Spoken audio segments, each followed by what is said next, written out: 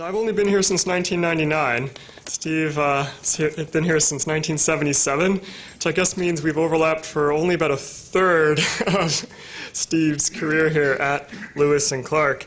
But in that time, there are certain things that I've really grown to appreciate about Steve, and I know I speak for my colleagues and also for Steve's students as well in mentioning these. First of all, Steve's always displayed and acted upon a passion to make history relevant, not only to our students here on campus, but also beyond the campus. He's served on multiple occasions as an expert witness dealing with Native American land rights. He's also developed scores of history exhibits around Oregon, ranging from the Columbia Gorge Discovery Center out in the Dalles to the Oregon Historical Society's Oregon, My Oregon exhibit. And this has really shown how, as an historian, you can really move beyond the campus and speak to a wider public. And I think this is one admirable quality that Steve brought to the college and to Oregon and the Northwest. Now, driving these efforts to reach beyond campus and, of course, to reach our students is Steve's obvious and I'd have to say infectious delight in telling stories. And this is what historians do. We tell stories. We tell them to make the past sensible to the present. And Steve has an enviable talent for seeing and then telling the stories found in specific texts and things. A letter, a diary, a statistic even, or even a doorknob, interestingly. I heard that once. Each of those items he taught students and his colleagues has a story waiting to be told. You just have to seek it out. Which brings me to historical materials, which I'm sure we'll hear about several times during the evening. This is our History Methods course, which is required of all of our students and is, in my view, Steve's most important institutional legacy for the history department. Invented by Steve long before I arrived at Lewis and Clark, it's a kind of boot camp, shall we say, for historians, and it's one that our majors are really proud of. I think they wear it as a badge of honor, and it's really created a sense of camaraderie within our department, which I think distinguishes our department. Of course, every department has its pluses, but I think I'm accurate in saying that this particular course gives our majors a really special bond and an identity with our department that is remarkable. And as students will tell you, they come to love this course in proportion to the time that they spend on it, which is considerable.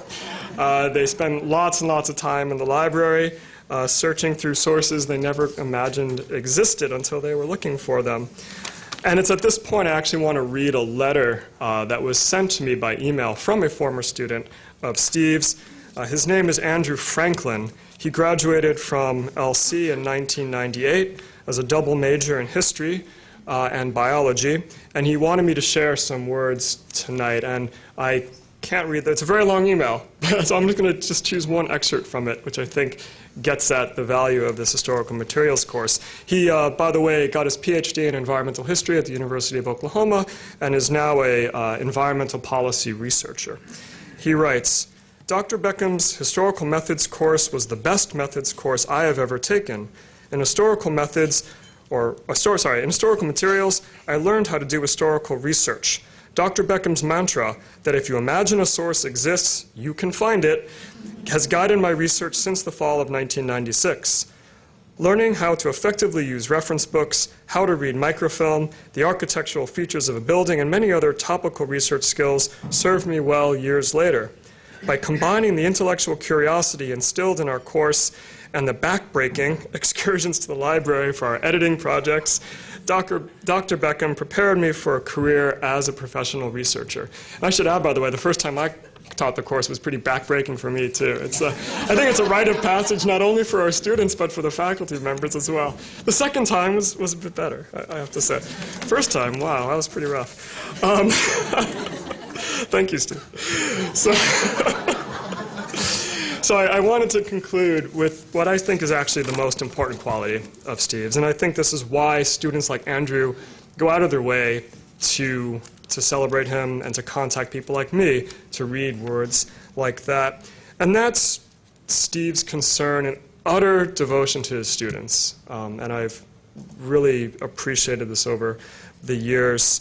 He knows that he's completely committed to them, and I find it's remarkable. There have been a number of occasions where we've been talking about a student, and he'll just say, "Did you know that so-and-so's great-great-grandfather used to work in this town in this part of Oregon?" And I'm thinking, how do you know this? How do you get all this material? And it just shows that he gets to know his students really, really well. And he shows great compassion towards them, great patience. And I actually want to share another email message, this one actually from Steve to me from a few years ago that I think demonstrates this really well. He sent it to me in response to an email I sent to him because I was very, very frustrated with a student who was having a lot of difficulties in my class at the time, and I was sort of at wit's end about what to do, and Steve was the academic advisor for this student at the time. And this is what he wrote back to me. He's quite uncertain about his abilities. And by the way, of course, for privacy's sake, I've taken out certain things and edited. But these are all his exact words. These excerpts are Steve's exact words. He's quite uncertain about his abilities. He can do good work, but he requires nurturing and assistance. When he gains the reassurance, he can thrive. I'm quite willing to help where I can.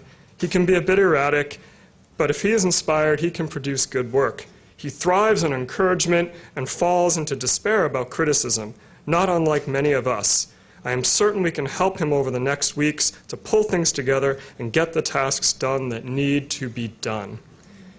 This typifies Steve's willingness to acknowledge the humanity of our students and his desire to help them succeed. Thank you, Steve, for your devotion to your students and for encouraging the same level of devotion among your colleagues. For that, I thank you, not only on behalf of the department, but for myself. Thank you.